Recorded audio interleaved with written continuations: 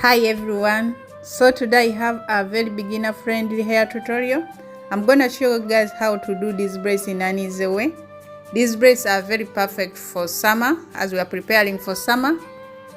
We bought 28-inch. We are going to cut them into half because we don't want them very long.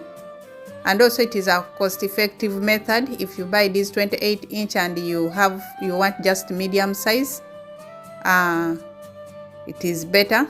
You buy 28, then you cut them into half. We are dealing with 4C hair, so let us start. If you're interested in learning how to do the hair, this is a perfect video.